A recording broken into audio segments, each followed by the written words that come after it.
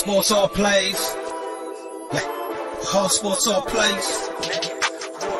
Hard sports all plays. 365, we making a plays. You talking the game, get you through the days. We're high in the court, the dime in the lane. Variety topics, living the same. All presentation, sports information. In the airways, taking the nation. All sport, all plays, like working your faces. Grace up the field, so tie the laces. Hard sports all plays.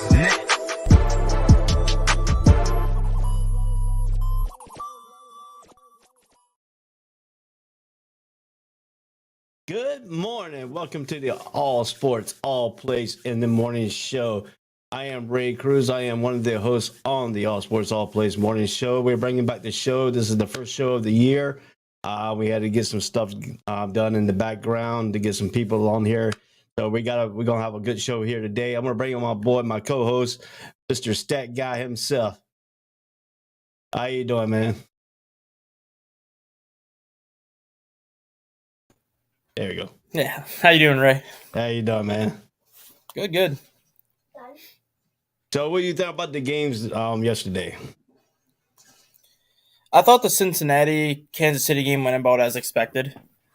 That was one of those games where you pretty much knew it was going to go down to the wire just based on how the previous three meetings went.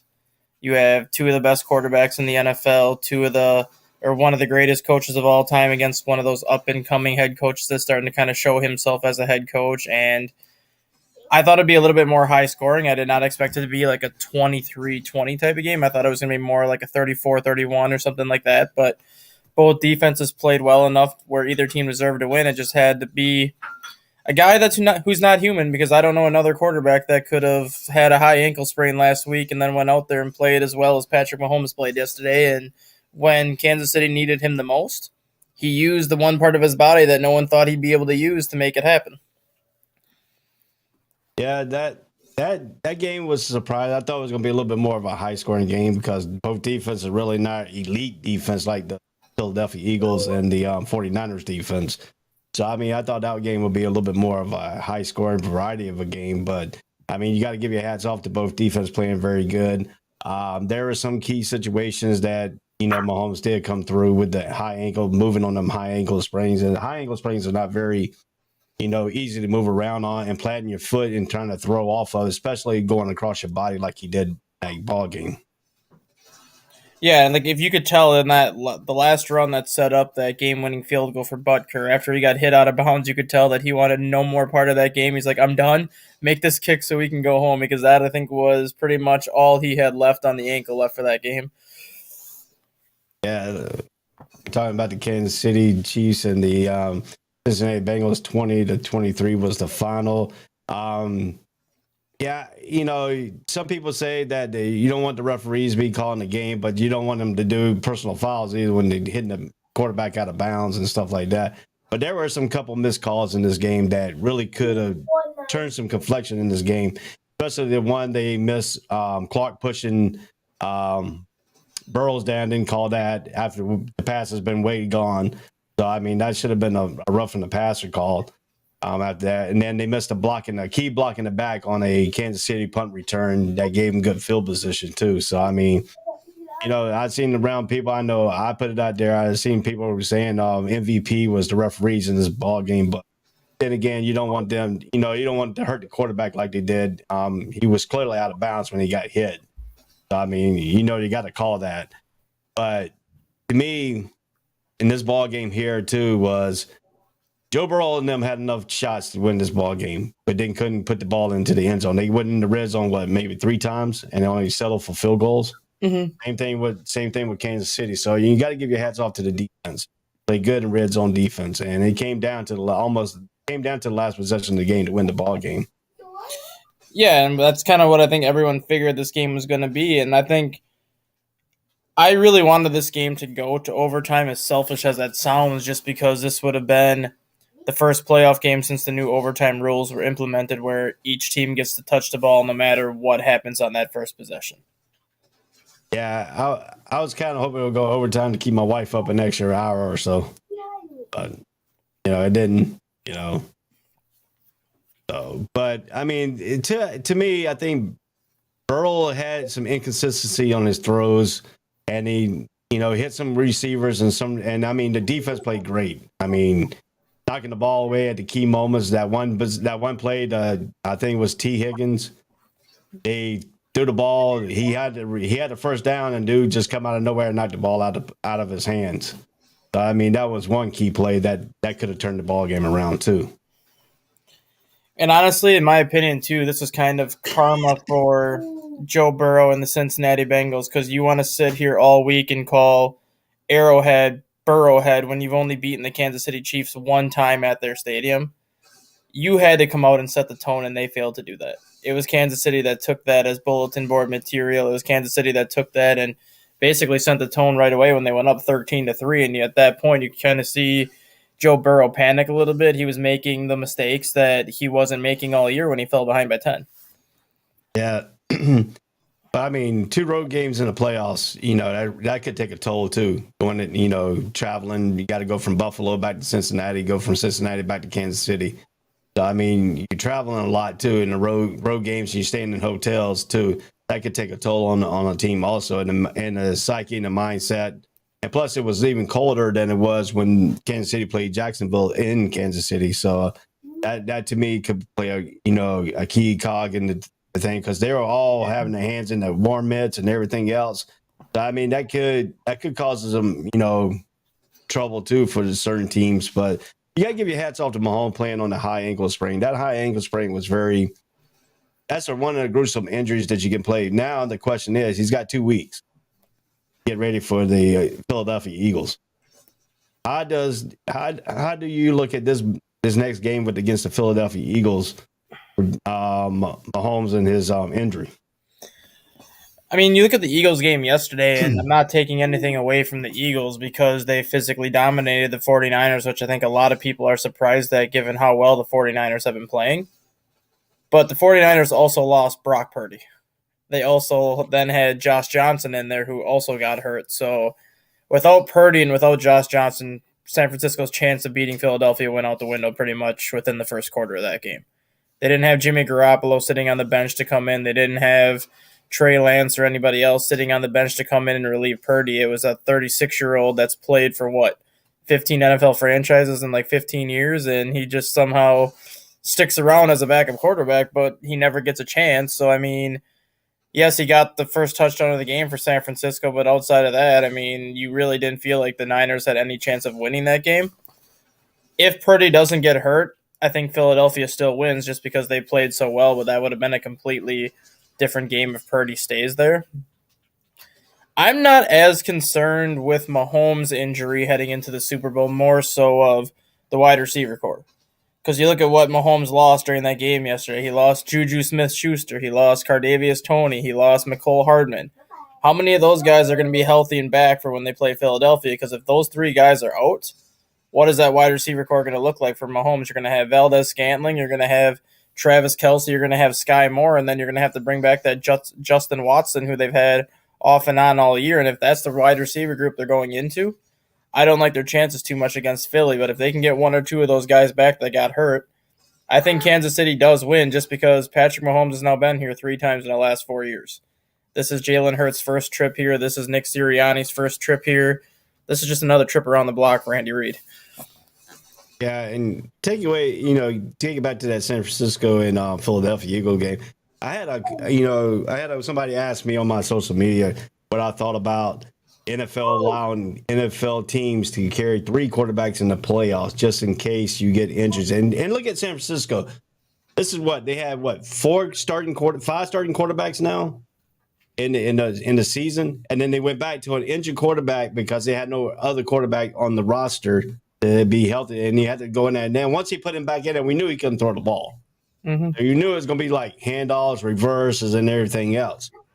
And some guy, one of the guys asked me, he said, what I thought about the NFL adding, and during the playoffs, adding an extra quarterback for emergency cases like this, just to give a team an opportunity where they can use the passing game and everything else on top of that. So to me, I think the NFL should look into that role of emergency quarterback type deal and allow a team to carry an extra quarterback with them during the playoff season, just to give them the fact that if 2 players get hurt, like they did in the San Francisco game, you have another quarterback that you could put out there and still can play the whole playbook. Now you give him another injured quarterback coming out there, risking another injury to him, and to the fact that, trying to play the rest of the remaining of the game. Yeah. That's one point that somebody brought up too, was that does the NFL even look a prospect looking at that? Just looking at what the San Francisco 49ers did? I mean, I think the NFL could look at it as a situation like you have a 53-man roster that you can use for the playoffs. Put whoever you want to put on it. You want to carry 4 quarterbacks, carry 4 quarterbacks. You want to carry 8 wide receivers, carry 8 wide receivers. You do whatever you want to do with this 53-man roster, and that's what you get for the playoffs. Yeah. It's kind of hard though when you got to go back to your injured quarterback. They got injured in the first quarter, and that elbow injury was not that was gruesome looking. Yeah. I mean, the way he pushed his arm back, and your joints are not made to go back that far, and I can see why he couldn't throw the ball, because it's just like a pitcher in baseball. You got to have that joint to release that ball at a certain point. Philadelphia's defense has been playing tough all year. Their offense has been spud in the last few games. Jalen Hurts injured, and then he came back playoffs. He's not 100% either. No. So I don't know how effective that shoulder is going to be, because he took a lot of pounding in that San Francisco 49ers game too. Yeah. So, but I mean, the Eagles come in with a better chance because their wide receiver core is still intact. Kansas City's wide receiver core, we don't know if Marco Holman re-injured his pelvis. We don't know how serious that injury is. We don't know how serious the injury, Tony's ankle. We don't know how that is. And Miss Schuster went out, I guess, with another ankle or a back issue. Yeah. So I think Schuster will be back. I just don't know about the other two, because Schuster's didn't look as bad as the other two did. Yeah, and then you got Kelsey, who came up to 2 hours before game time saying that his back was hurting, but it didn't look like it when he was. I want to know what was in Travis Kelce's water bottle for his post-game interviews yesterday, because he seemed like he was high on something at the end of that game. But I mean, to me, and you got interesting lines. You got Andy Reid going up against his former team. You got Kelsey versus Kelsey. Brother versus brother in the Super Bowl for the first time. And then how does the mother come involved in this? They showed a picture on social media with her eagle sleeve, her other son, and then the whole rest of it was Kelsey, the tight end on the jersey. So I mean, so she's got her jersey all ready to go. But she is the first mother to have 2 kids play in the Super Bowl. Yeah, and the other thing too with this is Andy Reid is the winningest coach in Philadelphia Eagles history. One more win puts him as the winningest coach in Kansas City Chiefs history. Yep. So he's got a chance to beat the team that he pretty much rebuilt from the ground up and become the winningest coach with his new franchise in the same process. That's some interesting treadway there too, but then again, you got to give your hats off to the Philadelphia Eagles head coach right now. I mean, they playing with his attitude. You talking about a team that transformed into a coach's attitude. There you go. You got one team right there, Philadelphia Eagles. It's all about the head coach. And the thing is, too, another thing that a lot of people don't talk about with the Chiefs, and I know it's a minor topic that kind of goes overlooked, is Patrick Mahomes had practically a brand new receiver core this year. Outside of Travis Kelce, outside of Hardman, his entire wide receiver room was a brand new wide receiver room this year. And yet he sets a single season record for the most total yards by a player in NFL history this year. So obviously changing the pieces that Mahomes works with doesn't affect Mahomes, because he just goes out and has a better year. But it's kind of funny how a guy that failed as a Chicago Bears head coach goes back to Kansas City as the quarterback coach for Patrick Mahomes and gives Patrick Mahomes probably arguably his best year since he won the MVP in Matt Nagy. So what are Chicago Bears fans feeling now that Matt Nagy couldn't do crap in Chicago, but all of a sudden he goes back to Kansas City, and now Mahomes is better than Mahomes has ever been? I mean, like I tell you this way, some coaches are better position coaches than they are head coaches. Some people can't control a whole team. Some people can control what they're supposed to be. I mean, Nagy was a great coordinator, a great quarterback coach, but he's not a great head coach because he couldn't manage the defensive side, and because you gotta know both sides of the ball. And that's the one thing that Nagy could not possess in Chicago. But you can take your hats off whatever you want to with Mahomes and Nagy. Nagy did provide him certain criteria and abilities, but also Mahomes' baseball instincts come involved too. Because just look at some of them throws he threw. He threw an underhand pass 15 yards down the field, and still almost got a completion. Yeah, out of it. Then, I mean, if you look at his throws on 3/4 throws, arms is more of a sidearm baseball throw than it is a football throw. I mean, he was drafted as a pitcher out of high school, so that doesn't surprise a lot of people that he does stuff like that. And it's surprising he just got control of the ball like that, too, when he does that. I mean, some people throw a sidearm to get it picked off. But him, he just throws a sidearm and gets a completion. Mm-hmm. It's just amazing what Mahomes can do and stuff like that. But the key in the game against Philadelphia is they got to run the ball. And that Forte only ran 20 times for 42 yards. And that's been the one weakness that Philadelphia has had this year, has been stopping the run. I mean, they did a good job against San Francisco, but at that point, once Purdy went out, you pretty much knew that San Francisco was going to have to run the ball anyway, so you could target the run game and force Josh Johnson to beat you with his arm, which isn't going to work. But the running game for Kansas City is that screen passing game. And if you get Hardman back, if you get Pacheco out there, Jerick McKinnon out there, you have three guys that are very good at the screenplay. And if they can get that going, that does open up the regular running game for that team later on. And another thing that people don't realize, yes, Mahomes, a lot of his game is rolling out and scrambling in the pocket and doing this and that. But bad ankle or not, he is still one hell of a pocket passing quarterback, and people found out how good of a pocket passer he is last night because of how immobile he was at times. Well, yeah, that too, and I caught a little bit of a glimpse of what Tony Romo said on the telecast was that when you're injured quarterback, and in more times than none, it helps you with your pocket passing more because you're protecting that ankle. That gives you more read out of the pocket and gives you a better essence. Now, this injury could be really something to help Mahomes in the going future.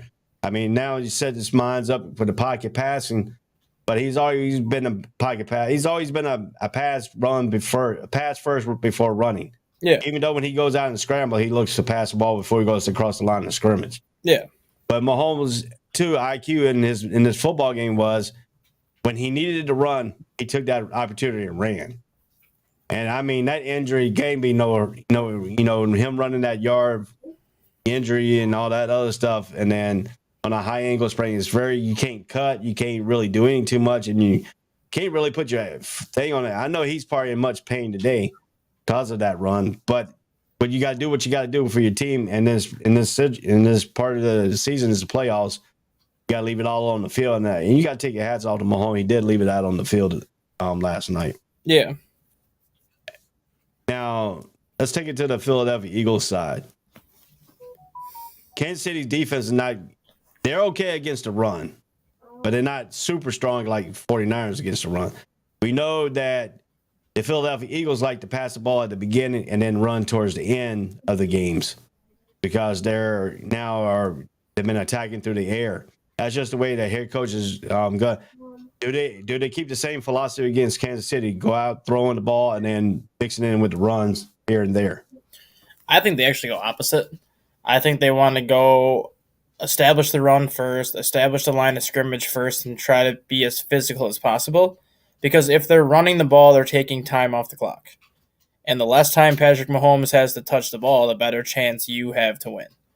Like, Kansas City is not the best in terms of the secondary, but they do know how to force turnovers. And that is something they did yesterday with Joe Burrow, which is something a lot of teams haven't been able to do with Burrow much this year. And Jalen Hurts, we've seen it when he is forced to, or not necessarily forced to pass more, but when he does pass more, he is prone to throwing the interception.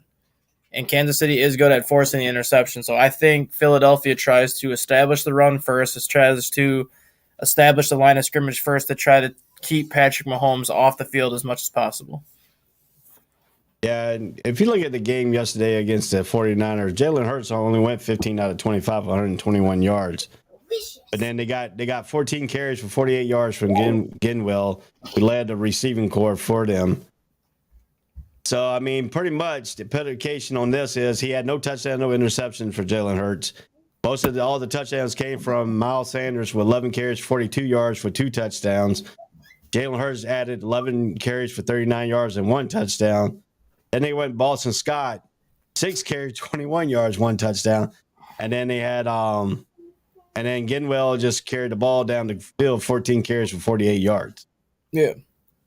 So all that touchdown against Philadelphia, against the 49ers, against the number one rushing team defense in the NFL came all against them, and they got 4 touchdowns on the running game. Yeah, and that's something that I think was the biggest surprise of everything was just how easy. I mean, it wasn't easy because Philadelphia didn't even have 300 yards of offense. They had 250, 260 yards of offense. Yeah. So the score is 31-7, but it's not like Philadelphia crushed the 49ers in terms of yardage. They had 269 yards of offense. 49ers had 164. So it's not like either team really was able to solve the other thing in terms of this defense is so much better. It was like what we said a few minutes ago. Once Brock Purdy got hurt, you knew that out of every 50 plays, 48 plays would probably be running plays for San Francisco. You knew they weren't going to have a passing game. You knew that they weren't going to be able to do anything but run the football. And if you don't have even a modest passing game to go with your running game, you're pretty much screwed. And at that point, once Purdy went down, I think everyone knew that the Niners were screwed because of what were they going to do outside of try to run the ball with McCaffrey, try to run the ball with Debo, try to run the ball with Elijah Mitchell. They needed Josh Johnson to do something, and to his credit, I mean, he wasn't expecting to see the field. Nobody was expecting him to see the field, so he did what he could given the situation, but Philadelphia is going to need more out of Jalen Hurts against Kansas City. They're going to need more than 121 yards passing. They're going to need more than 148 yards rushing to beat Kansas City.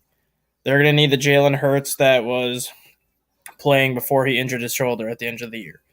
If they can get that Jalen Hurts back, they have a great shot to win. If they don't get that Jalen Hurts back, you have 2 quarterbacks that are not going to be 100%. You have a second-year head coach going up against a head coach that has 21 years of experience. It all comes down to who's got the better roster at that point, and I still think Kansas City has a better overall roster than what Philadelphia has. I give that too, and then the key on the Eagles defense is going to be Haason Reddick. Who in the world in Kansas City is going to be able to block him?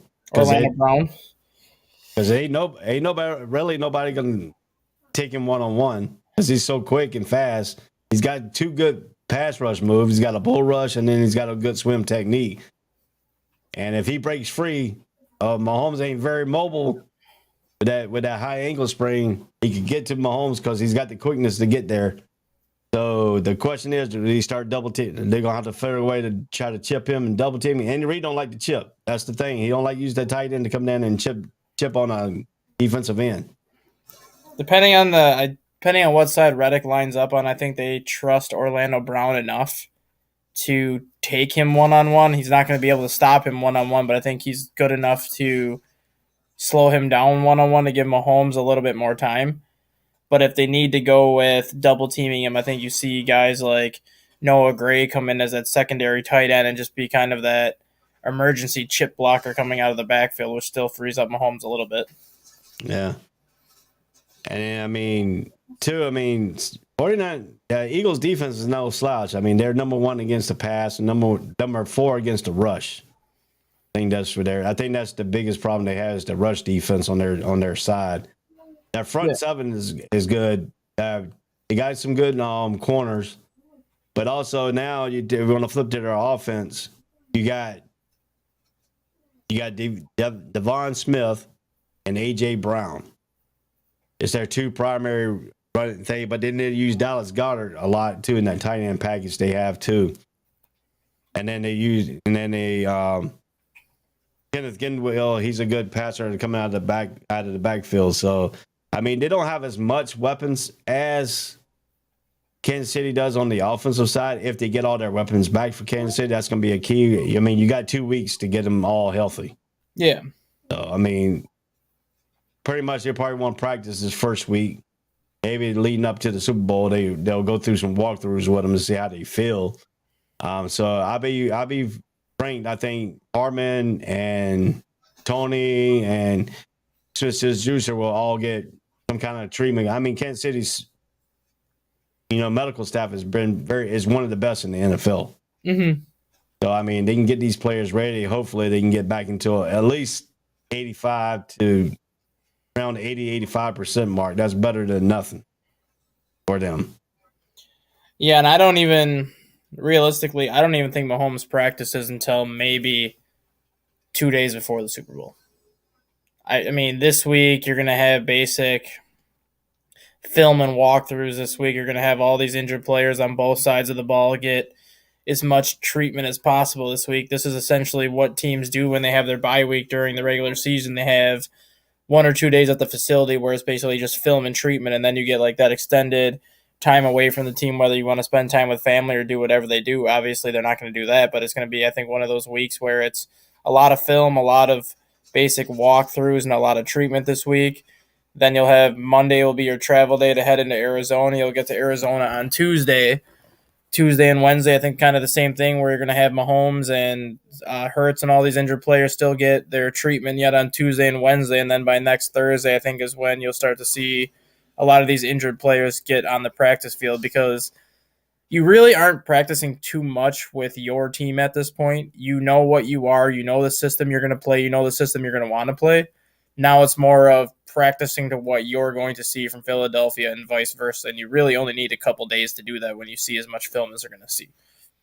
Yeah, I agree with you. This week it would be, party today. There'll be a day off for them. Then they'll get in on Tuesday. They'll start the film session. They probably already downloaded all the film session they need for Philadelphia, give them to the players on their tablets, and then take them home and, to get them to prepare for themselves, the mindsets and stuff like that. But then again, you got to get to the facility, get your medical treatments for all the injured players. They'll probably do a little bit of a walkthrough. They probably won't practice. They'll do a little bit of walkthrough, get Mahomes to throw the ball a little bit, make sure he still stays connected with his receivers and being fresh in that mindset. They'll probably do some walkthroughs, some little bit of key plays here and getting their mindset ready. And then, like you said, they travel to Arizona either Sunday or Monday. Then when you get to Arizona, you still got practice. Then you got all these press conferences. You got to remember, I think Tuesday and Wednesday is media day for the players anyway, so they're not even doing anything on Tuesday, Wednesday besides just talking. So it's like, well, you want to have me in a walking boot? Okay, I'll go in a walking boot and talk to these people for 2 days. Yeah, because I think it's Tuesday, Wednesday. I think it's the media days. Yeah, so then you're looking at Thursdays like the first real practice, anyways. Once you get to Arizona, that's why I think. This is the main reason why the NFL wanted to put the Super Bowl like 2 weeks after that conference championship game, was because of the injury factor, where if you have key players that get injured, you don't really want to water down the Super Bowl. You want as many healthy bodies as possible for that Super Bowl. And giving them that off week, knowing that even the next week you still have media days, you're essentially giving these players 10 to 12 days off before they even really need to practice. Right. I mean, to me, this could be a good Super Bowl. I mean, I wouldn't pass anything to Mahomes, Jalen Hurts. This is going to be an interesting Super Bowl, too, because some people I think this is the first time two African-American quarterbacks battle each other on the field in the Super Bowl. So that's going to be an intriguing line there. One of the storylines that we can keep moving forward as this game approaches. I don't like the stereotype because I'm not into one in the color of skins and stuff like that. I believe everybody's a human being, and everybody has the right to do what they need to do in their profession to get a thing. So I don't use that as a stereotype line, like most people are using it. I mean, they're two quarterbacks, the two professional quarterbacks get paid out there. They got their teams in the position to win for the Super Bowl. They're in the position to play against each other. Then you got the two brothers playing against each other. So how does the Kelsey family get themselves involved in this, and how do they root for both players? Yeah. I think they just use that whole First time two African American quarterbacks are playing in the Super Bowl is just more of the storyline thing. Since you already have the Kelsey brothers storyline, Andy Reid Bowl storyline, they just wanted to add more storylines into the mix to give the media something to talk about this week, since obviously there's not much going on this week outside of the Pro Bowl games this weekend, so they need as many storylines to talk about this week as possible. Yeah, I mean, to me, when you look at the two brothers, Kelsey, both of them play offense, so they're not going to be on the field together. One plays on the offensive line, the other one's a great tight end. So, to me, I think it'll be interesting to see if if they do happen to, if Philadelphia wins. I just want to see that reaction after the ball game. If they go and hug each other like the Bolsa's family did. Even though Chargers got clipped out of there by the Jaguars out of the wild card round. So, I mean, family support is big in issues in there, too. But to me, I just want to know how the family is going to do it. Are they going to split in halves? One is going to go with the other brother, and the other half is going to go with the other one? Or are they just going to root for both of them at the same time? Just root for both of them at the same time. Do what, I can't remember what team it was a couple years ago, but where you have a half Chiefs, half Philadelphia jersey with the Kelsey name on it. Because I think Travis is 87. I think Jason is 77.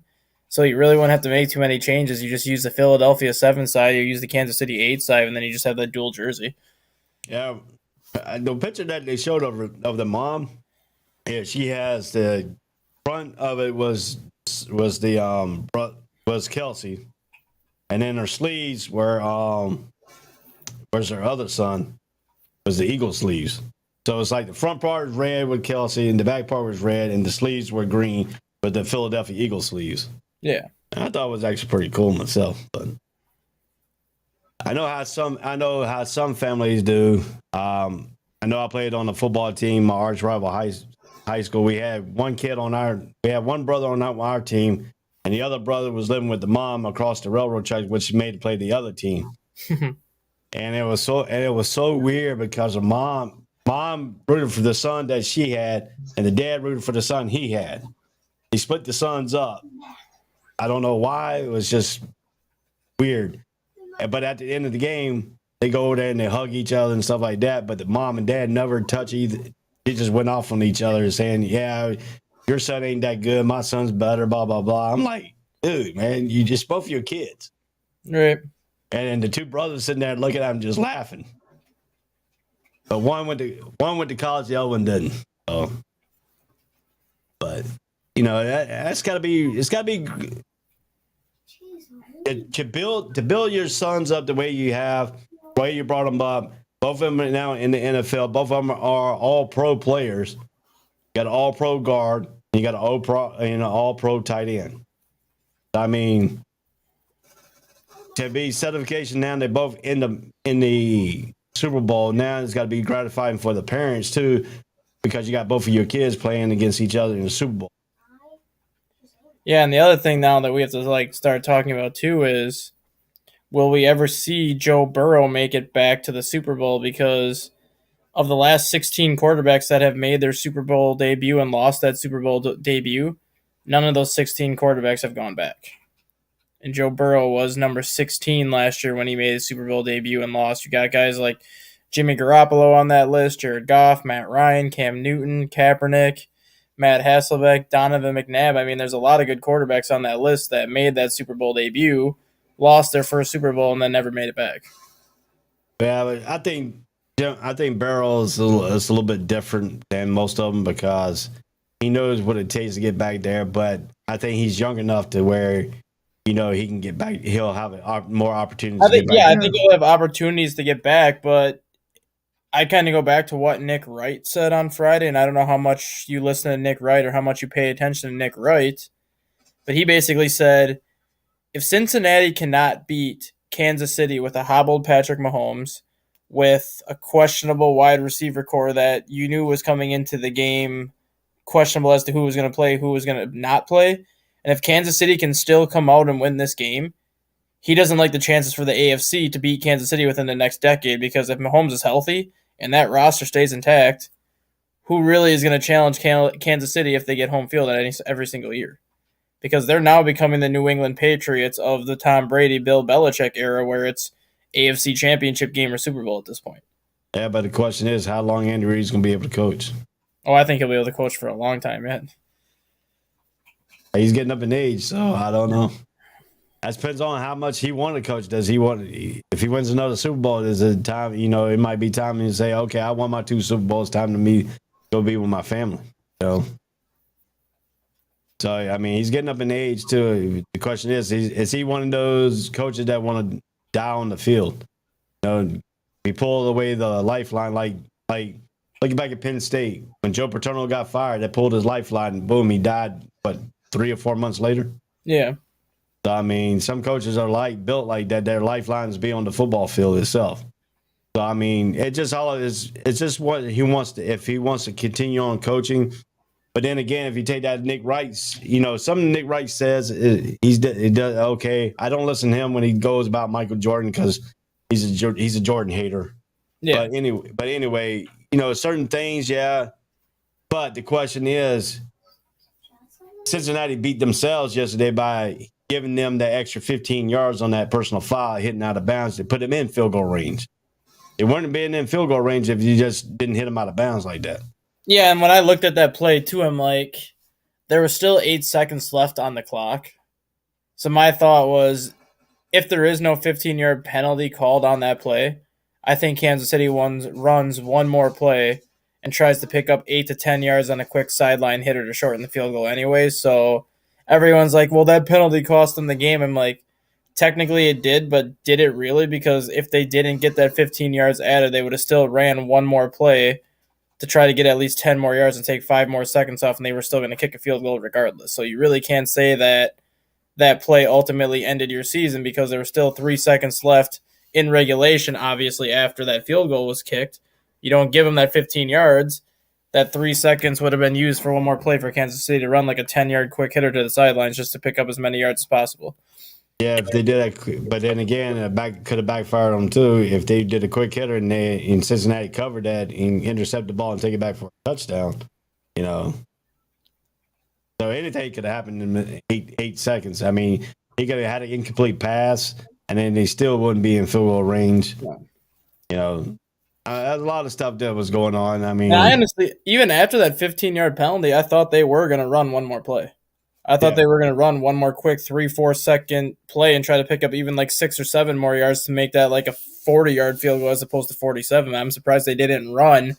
I'm surprised they didn't run one more play to just try to take as many seconds off that clock as possible in case, obviously, something happened. Yeah, I mean, there's a lot of things you could look at in the back, but you also got to look at too. Buckner, who we got what? The field goal kicker got hurt second week of the season, and then he came back, and then he hit a pressure kick in the playoffs. You got to take your hat off on Buckner too. I mean, he's been a steady profession as a place kicker.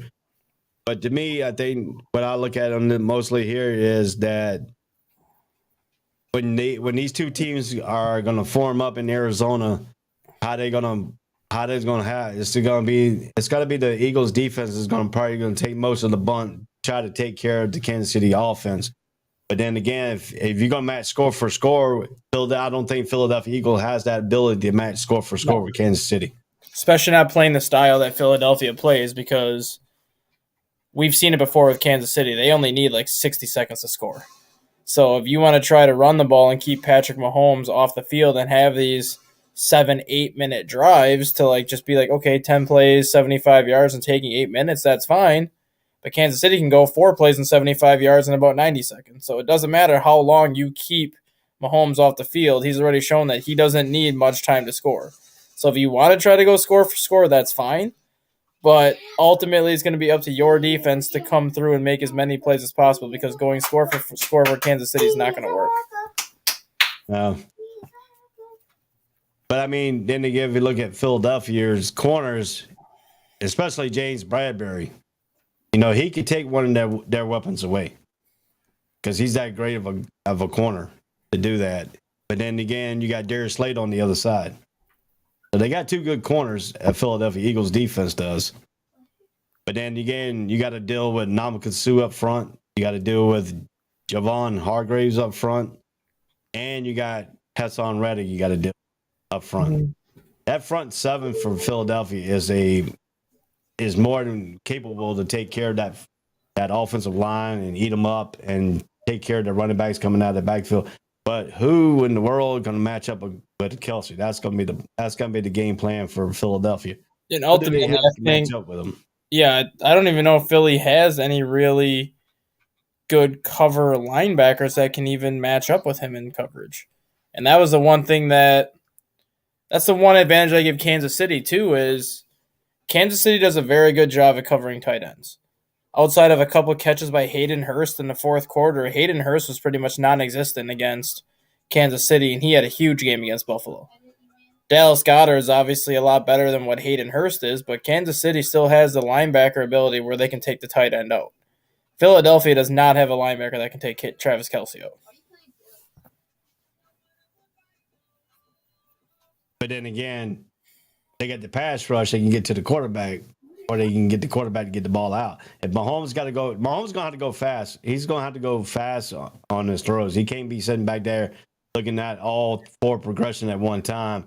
Mahomes going to have to know where he wants to go with the ball, how to get that ball out of there quickly, because if they don't, Hassan Reddick's going to be right down in his pocket. Mm-hmm. And when Hassan Reddick gets back there, he reminds me of Lawrence Taylor. How Lawrence Taylor go back and sack. He didn't go back and sack you. He go back and attack your throwing arm and make you fumble the ball. Yeah. So that's what Hassan Reddick is doing. Hassan Reddick is taking the number out of Lawrence Taylor's book, and he is attacking the quarterback's arm. Look what he did to Brock Purdy. I mean, that was a gruesome play. He got that arm before he got to the ball, got the ball out of there and made him fumble the ball. So that's something Mahomes gonna do too. He's gonna have to know when Hassan Reddick is coming, and he knows he's gonna have to know how to get him out of there, and he's got to know how to get the ball out, or he needs to know how to protect that ball when he comes to the blind side. Yeah. So that's a thing that what Kansas City's got to look at, and that's what Spagnuolo's got to do too. He's got to have the game plan. You know, they're gonna have the game plan for his defense for Philadelphia, and then Philadelphia, Andy Reid's got to have the game plan for Hassan Reddick. Yeah. That's even throwing a screen over there to Hassan Reddick's side to keep him honest. Mm-hmm. Does Andy Reid do that? Does Andy Reid go and force Hassan to play that kind of a style? If Hardman is healthy, I think he does, because that's usually their primary go-to guy in the wide receiver screen is Mecole Hardman. You saw them use Pacheco in that situation a little bit yesterday, and he had 3 or 4 screenplays that looked really well when Pacheco was back there.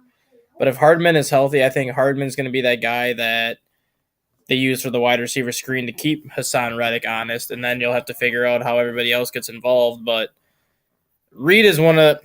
I think Reid is the most creative play caller in the NFL right now. Just the way his offenses have always worked, going back to when he was in Philadelphia, going back to when he first got to Kansas City, and what he did when Alex Smith was the quarterback. What Alex Smith looked like in Kansas City was not what Alex Smith looked like in San Francisco, and a lot of that has to do with the system that Andy Reid puts in place. And like I said before, you have all these weapons that Patrick Mahomes lost this past season, from Byron Pringle to Tyreek Hill to Clyde Edwards-Helaire getting hurt, and just so many of the pieces that Mahomes has counted on the last 3-4 years. And you, outside of Kelce, you literally give him an entirely different looking offense this year. And the offense didn't miss a beat. And that's because of the system that Reid puts in place and the plays that he can call and just the way he can dictate a game. That's always been the key to his success and always been the key to the Chiefs' success. Even when their defenses have been bad, it's Andy Reid's ability to make defensive players look vulnerable, because he puts great defensive players in positions they're not comfortable to be in. Yeah, and that too. And then you got Chris Jones for Kansas City, and you got Frank Clark up front. You know, Kelce probably take Clark, and then Jones, you got to worry about him coming out there, because the way they lined them up against Cincinnati, lined them up against that replacement. I think it was right tackle. They put him out there in that wide. They got that one sack on Burrow. So that's something that Spagnuolo can do on their defensive side. But the key factor here for their defense is going to be Cardinales, the rookie. Yep, that's going to be the key for them. Yeah. He's got to make more. He's got to get up there. He can make more tackles than what he did against Cincinnati, but he did make that one key sack and one key tackle play on the game that made force the punt instead of But then you got to look at the corners too. Sneed, he had a concussion. Mm-hmm. We got 2 weeks to get him out of concussion protocol, so that's going to be the key there for them because he's the best corner they got. And then they have the rookie too that actually ended up with McDuffie. Yeah, no, not McDuffie. The other one that had the one interception against Jacksonville late in the game that sealed the game. You talking about Jalen Watson? Yeah, and he's actually been playing very well down the stretch too. I think he's going to actually play a bigger role than I think a lot of people expect against Philadelphia because if Sneed can't go, that's the guy that's going to be guarding A.J. Brown. Because McDuffie's going to be taking Devontae Smith. Sneed would be taking A.J. Brown, so if Sneed is gone, the other rookie's going to have to guard A.J. Brown, and that's going to be, I think, a bigger factor as opposed to who's going to match up with Frank Clark and the other guy in the middle. Yeah, but then, we know Trent McDuffie's a rookie, but we also know Devontae Smith, he's a good route runner.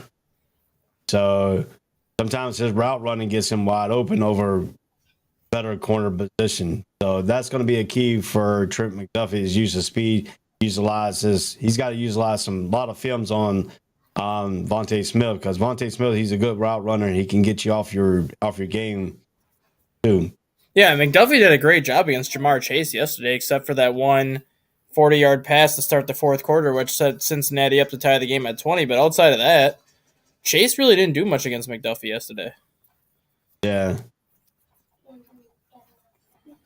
True that was it's good point there. And even on that big play to Chase on that game or at the end of the game right there, that ball was an underthrown football. If one of those Kansas City defenders would have turned their head, they would have been able to pick it off. But both of them were locked in on watching where Chase was going. That neither one of them turned the head, and he ended up just jumping up and making the catch in double coverage. But that wasn't a good thrown pass from Burrow. If one of those guys would have been able to turn their head, they could have either knocked it away or picked it off. Yeah. If you look at Jamar Chase, did have 6 receptions, 75 yards, 35 was as long as 8. He was targeted 8 times. Yeah, that would have been 5 catches for 40 yards. Otherwise, that's a pedestrian day against a rookie. And then you had T. Higgs, who had 6 receptions, 83 yards. Yeah. And that was the one, and he was the one, or Higgins was the guy that actually was Sneed's replacement. So the one that replaced Sneed was the one that got beaten up more than what McDuffie did against a better receiver. Yeah. And then Cincinnati running game wasn't on point. Shamaj Perine only had 5 carries for 22 yards. Joe Burrow had the most carries, 4 yards, 30 yards. And then Joe Nixon had 8 carries for 19 yards. The 17 total carries for 71 yards. And then you had Joe Burrow was only 270 yards passing, 1 touchdown, 2 interceptions. He was sacked 5 times. Mm-hmm. And then Mahomes was sacked 3 times. Yeah. 11 yards. So that's gonna be something here on that. We're gonna take a quick commercial break. When we come back, we're gonna go right into the NBA and talk about them a bit here. So stay tuned. It was on the All Sports All Place in the morning. We'll be right back after. All Sports All Plays. All Sports All Plays. All Sports All Plays.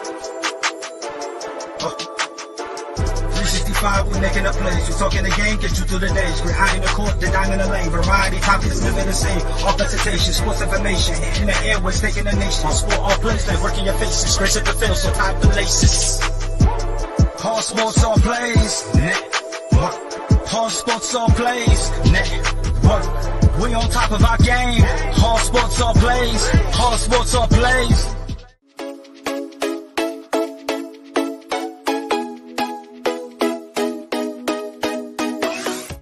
What did you say? I said Kobe Bean Bryant has been overrated ever since he passed away. Now, I'd say they could lose about 4, but I don't see them losing 5. You know what I mean? All sports, all plays. All sports, all plays. All sports, all plays.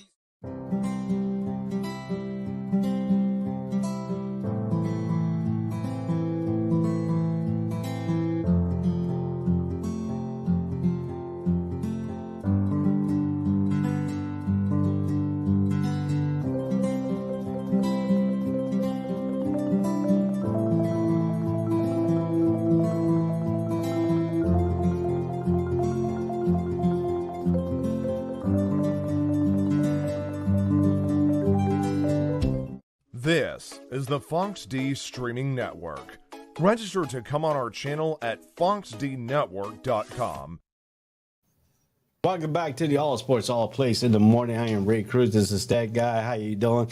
We're going to talk about a little bit of NBA. NBA trade deadline is coming up here soon. Will the Lakers go all in and help LeBron James? That's a tough one. I've said this before the season started. I honestly think the best chance the Lakers have to be competitive again and to be consistently back towards the top of the Western Conference would be to move on from LeBron James. Because you move on from LeBron James, you're going to be not only acquiring multiple players that can help you now, but you're also going to be requiring draft pick assets to be helping you in the future, which is something that this Lakers team doesn't have right now. And the longer they hold on to LeBron, the less likely they are to get any sort of big-time assets that they can bring back. So I've always felt that they should be moving on from him now just because you're sitting at 23 and 27 right now. Granted, you're only 2 games out of the final playoff spot in the Western Conference, but you're 13 out of 15 teams.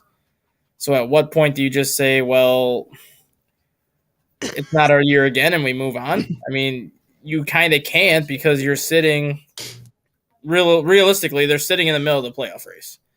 So they could stand pat and see what happens. They could trade away some pieces and see what happens, but the only way that I see them going all in is circling around the Chicago Bulls. And I think that's going to be the team that everyone is paying attention to right now because Chicago Bulls have underachieved this year.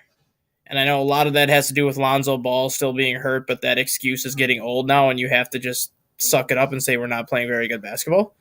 And you consistently are hearing this talk about Zach LaVine going to the Los Angeles Lakers. Well, if Zach LaVine is indeed going to the Los Angeles Lakers, well then obviously they're going to be willing to go all in for LeBron James at that point to send Zach LaVine there. But what are the Lakers going to have to give up to get Zach LaVine? Obviously, they're going to have to give up any sort of first-round pick that they have in the coming years, which takes out any future assets they can bring into the table. But they're also going to probably have to give the Bulls 2 or 3 role players that they have now, which is helping them in terms of their short-term assets. So that's why it's kind of a very slippery slope right now with the Lakers. Do you want to try to trade and help LeBron now by also risking your potential future? Or do you want to get rid of LeBron right now, maybe jeopardizing the rest of this season, but at least helping your future get back on track sooner rather than later?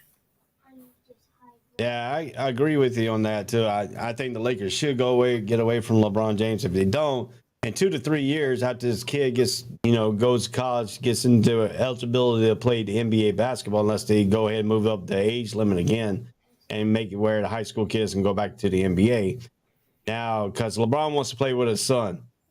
And, whatever team drafts his son, they're going to have to go out and get a contract with LeBron James, too, because he wants to play with his son. Yep. That's the thing, too. So the Lakers, if they don't have a key opportunity to draft his son, then you're going to lose out with LeBron. So it's not, to me, it's time to move on from LeBron. I think LeBron, even though he's played for 20 years, even though he's still averaging over 20 points a game, he's still getting the most, leads the NBA in scoring because he came out of high school and it's played longer than anybody else to get that opportunity what Kareem did, coming out of college and getting that level. To me, I don't think that scoring title is too much implemented to me because LeBron had the chance coming in at the age of 18 years old that most any NBA player didn't at the time because it didn't allow high school players to come into the NBA. So to me, I don't think that scoring title is too much opportunity wise because I think Kareem done it in a shorter time than LeBron has. So I think the Lakers, I think it's time for them to say, hey, either you got to move Anthony Davis or you got to move LeBron James. Yeah, and the other thing too is I know a lot of Laker fans always are so pro LeBron James on this, but for the amount of money that they paid Russell Westbrook last year, and for the amount of money they're paying Russell Westbrook this year, they could have had DeMar DeRozan, Alex Caruso, and Buddy Hield, and still had $8 or $9 million left over to play with. LeBron James was so adamant that he wanted to play with Russell Westbrook last year that the Lakers did whatever they had to do to get Russell Westbrook to come there, and that has completely backfired on them. You add DeMar DeRozan, Alex Caruso, and Buddy Hield to that Lakers team, they're a top 2 team in the Western Conference without any question. And I think that's the position that the Lakers are in right now where they need to be very careful to do what LeBron James wants them to do because of the last move that they made that's completely backfired. And I'm sorry, if you're paying $47 million to one guy who's playing much better this year than what he played last year, but he's still not playing at the level everyone expected him to play at, and you could have had an all-star in DeMar DeRozan, a defensive specialist in Alex Caruso, and then one of the better three-point shooters in Buddy Hield, all for $40 million and still had $7 to $9 million left over to play with. I'm sorry, but Russell Westbrook's not going to be on my team. I'm taking the other 3. Yeah, if you look at this 2023-2024 Los Angeles Lakers salary cap. 2023 NBA cap max is $134 million. The actual cap max space is a negative $78,498,832. $832. Practical cap space is going to be $34,340,543. Mm-hmm. So their floor space right now in the 2023 NBA salary cap is $120,600. Yeah. That's their floor right there. If you look at Russell Westbrook, he's getting his cap figure is $47 million. He's 12.80% of the team's cap. Mm-hmm.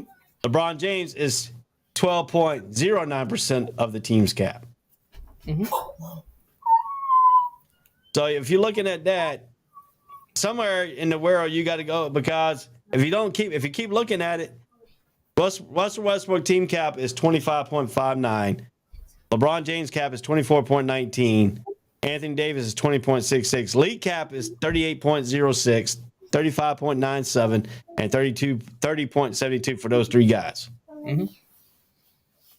And after that, they got to figure out their cap room. And they got to figure out how to move either Russell Westbrook, Anthony Davis, or just get rid of LeBron James himself. Yeah, and like I said, you look at DeMar DeRozan, $18 million is what he's making this year, averaging 27 a game. Alex Caruso makes $9 million this year. He's not scoring a ton, but he's still playing the defense that he typically plays. And then Buddy Hield makes like $13 or $14 million a year, and he's putting up similar numbers to Russell Westbrook. So I don't understand what the Lakers' thought process was when you could have had 3 for 1 for basically the same price, and you would have been in a better position. And then they acquired Rui Hachimura. Yes, him. They required him, but he ain't really done anything for him. Nope. So, I mean, to me, if you're going to go look at the Lakers and what you need to identify how to get a team, why do you need to go get a big 3 when you can build a team, but you need like a defensive specialist, like you said? You get these other guys who can come in and play, but they also can play defense. But then you don't know when you're going to get Anthony Davis on the field, on the court, because him and LeBron James are going to miss tonight's game against Brooklyn. LeBron's going to miss because he got his feelings hurt. So he's going to miss he's going to take the night off against Brooklyn. And then Anthony Davis, I think he's still hurt. So then you're only going to have Russell Westbrook playing. Yeah, and if you look at a lot of teams wanted to go with that big 3 just because of what the Miami Heat established when LeBron James made the big 3 there, and now you've seen so many teams go with the big 3 since that time. But if you look at how the NBA is right now, Boston Celtics lead the Eastern Conference. They have Jason Tatum and Jaylen Brown, but that's really about it in terms of your superstar players. They have a bunch of role players then kind of beside them. Philadelphia is the number 2 seed in the East. You got Joel Embiid and James Harden. They have a bunch of other players that are good, but it's not really a big three. The Bucks are the 3 seed. You have Giannis and Middleton as kind of your 2 players. You could argue that Drew Holiday's been better than Middleton now, but they don't have a big 3. Brooklyn just has Kevin Durant and Kyrie Irving. They don't have a big 3. And all those teams are sitting with 30 wins in the Eastern Conference right now. And then you go to the Western Conference. Denver Nuggets are the top seed in the Western Conference with Nikola Jokic. They don't have a big 3. They have Nikola Jokic and a bunch of other guys that just feed off of Nikola Jokic. The number 2 seed in the Western Conference is the Memphis Grizzlies. They have Ja Morant and Jaren Jackson Jr. and a bunch of other guys that just feed off of what those guys can do. The Sacramento Kings are the 3 seed in the Western Conference.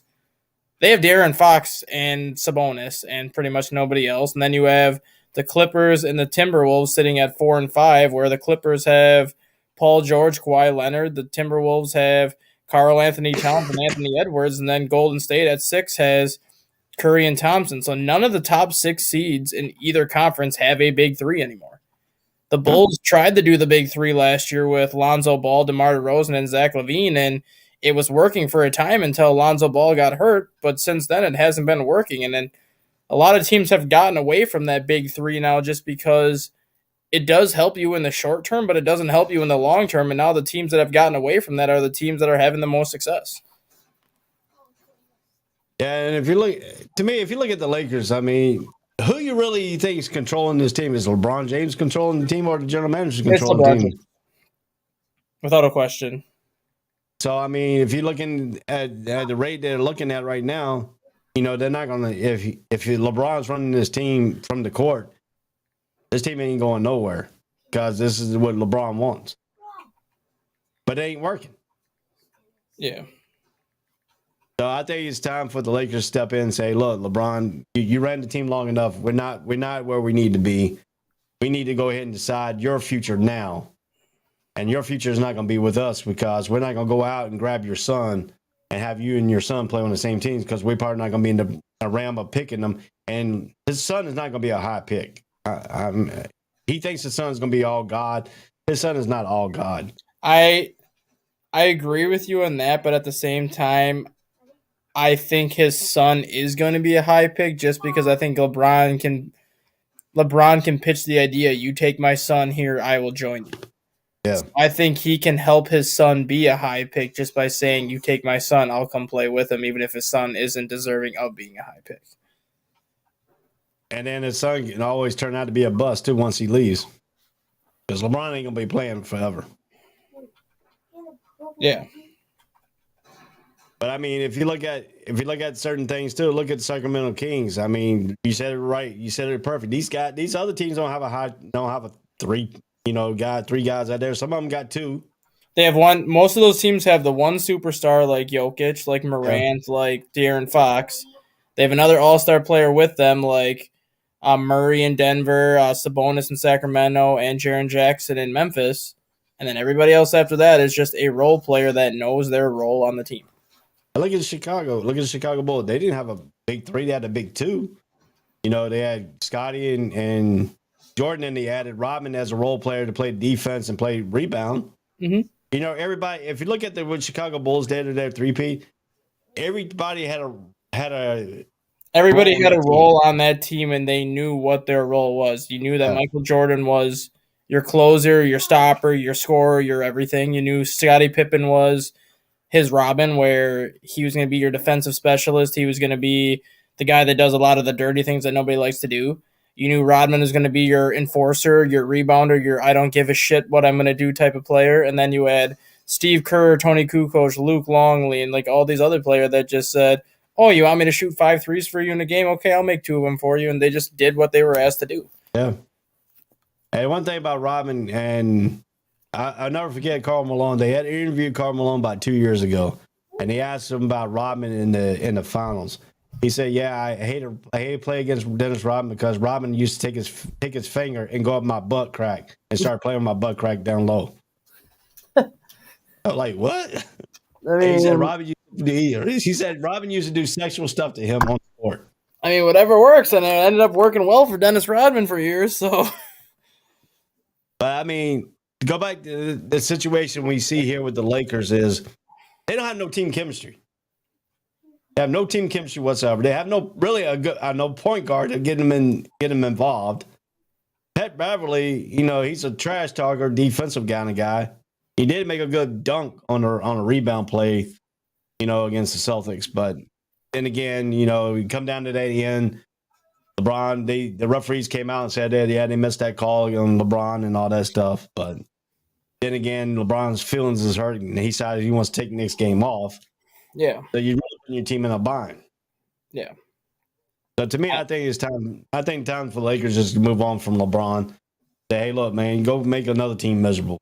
Yeah. We want to get back to being the LA Lakers that we were, and right now they're not going to get back to that situation because they got too much salary cap room. Under the salary cap, they got to figure out because I don't think next year they can be able to keep Anthony Davis or Westbrook or LeBron James all at 3 times. No. So. And I think Miami found that out the hard way when they basically made that big three around LeBron James, and he sits here saying they're going to win 4, 5, 6 NBA championships, and they make it to 4, but they only win 2. Yeah. And when you only win 2 championships with that roster that you assembled, that goes to show you that as good as LeBron is, he's also part of the problem. Yeah. And if you look at it too, and I hate to bring the comparison of Jordan in all this situation, but look at Jordan. Jordan never went to the management and say, hey, I need all these guys. No. Jordan sit there and look at him and says, okay, you got this person, you got this person, you got this person. Okay, you got this one. All right, you can bring them all in. We'll make it work. And if he wouldn't have left those 2 years to play baseball, the Bulls would have won 8 titles in a row with that group of guys. And the situation, and I like the analogy of what Steve Kerr said. If you watch one of the interviews with Steve Kerr, he said Jordan comes into practice and he plays like it's a ball game, like he plays in a game. He practiced like he plays in a game. And if he didn't like what you were doing, he'd let you know. He will fight with you. He'd let you know.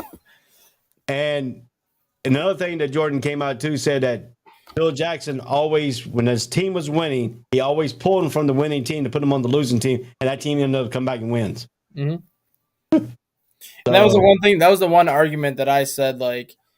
I said LeBron can have all the scoring titles. LeBron can have all the accolades and all this and all that.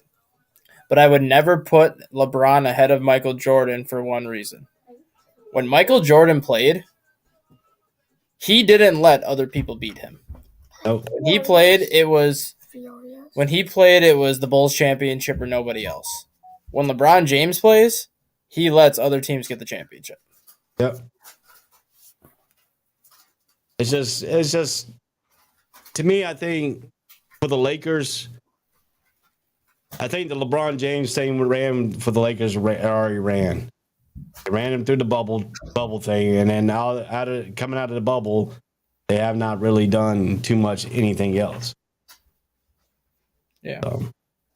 I think the Lakers course has ran through LeBron. I think LeBron's time for him to either move on, or the Lakers say, "Hey, we're moving you on now. We need to set up ourselves for the future, and I don't think you're going to be part of our future." Yeah. And then that's got to be something clear. And then Turner for the Pacers came out and reached a $60 million extension for 2 years. That's a good reach for the Indiana Pacers to keep Turner there. So I think they did their due diligence on Turner. I think they got what they needed with him. I think they're keeping him. I think there's a big huge yet right now they are, sitting at number 11 spot in the East at 24 out of 28 this season. And the funny thing with that is too, last year all the talk was trading Miles Turner. Who's going to take Miles Turner? Who's going to take Miles Turner and everything like that. And then all it took was for the Pacers to acquire Tyrese Halliburton.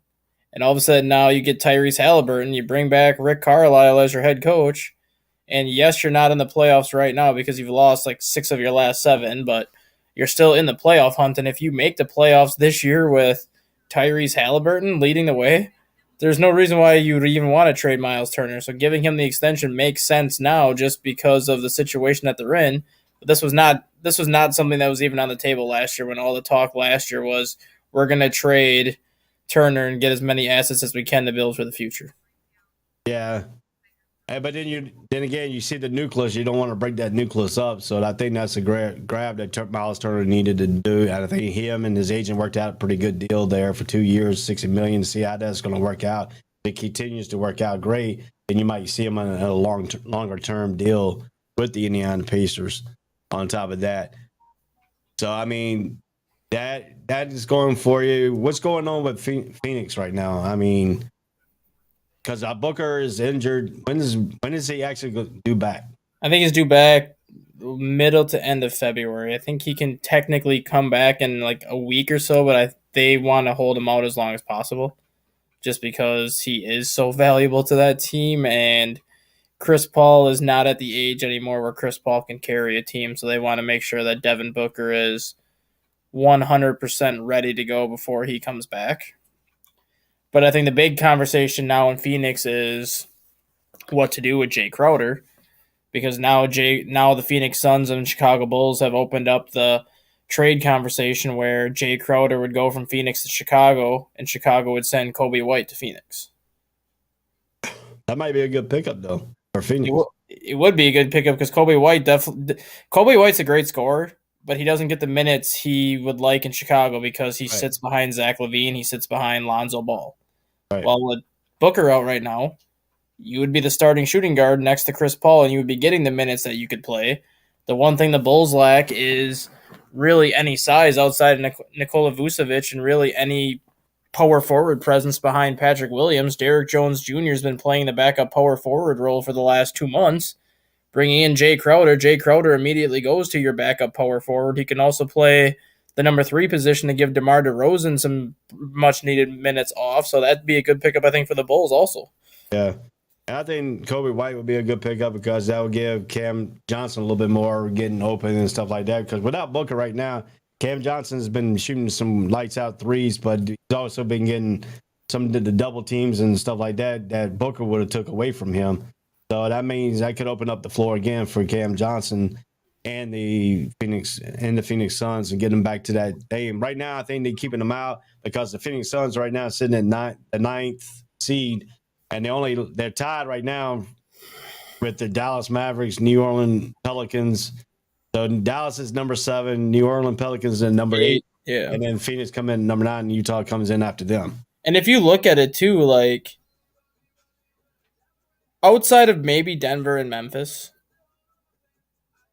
Phoenix is better than Sacramento. Yeah. Who's the 3 seed right now.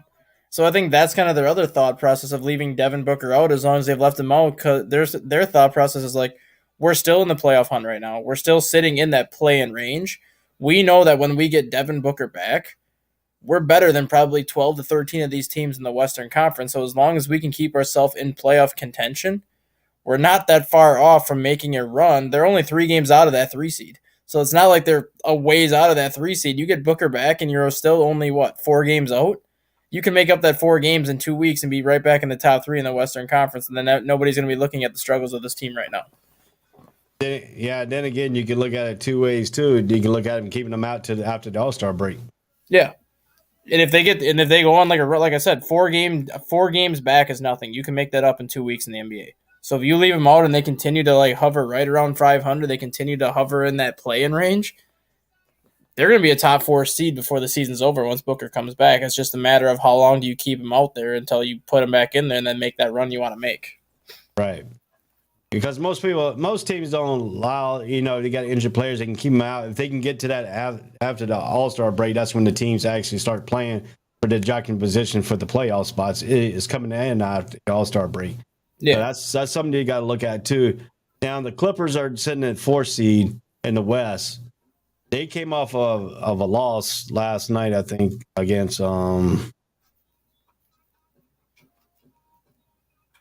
don't know who they played. they didn't play last night. That was the Lakers.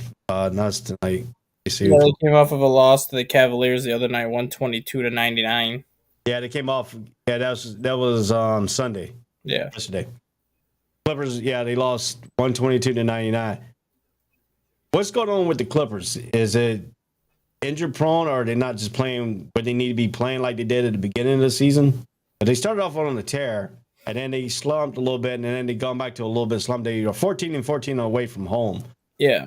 28-25 overall. Yeah, I think a lot of it has to do with the health, obviously, of Kawhi Leonard and not knowing if he's going to be healthy all season. You still have to monitor his minutes. You still have to give him his games off just because his knee's been so fragile the last couple of years. But you also have to look at Tyronn Lue. Tyronn Lue got the head coaching job in Cleveland because LeBron James wanted him to be the head coach. David Blatt, who was in Cleveland, led the Cavaliers to the NBA Finals, and they lost to the Golden State Warriors, but yet LeBron James was not happy with David Blatt, so he wanted David Blatt fired. So they granted LeBron James his wish. They brought in Tyronn Lue. Yes, they ended up winning the NBA championship with Tyronn Lue as head coach, but even at that point, nobody was really sold on the job that Tyronn Lue did. Ended up getting fired from Cleveland 2 years later. Clippers brought him in last year, and I think he did well enough to make the playoffs last year with the Clippers, but given the amount of money and the amount of talent that the Clippers have put into that franchise, they should be in a much better position than what they are, injuries aside. And I think now people are starting to see that Tyronn Lue is, like, he's an okay coach. He's good enough to get you into the playoffs, but that might be as far as he can take you. Yeah. And then the Cleveland Cavaliers, they're jumping up a little bit here. They've been in some talks here. Early in the season, at the beginning of the season, they were in talks of being up there in the title contention. And I still think they are. Just because of Donovan Mitchell.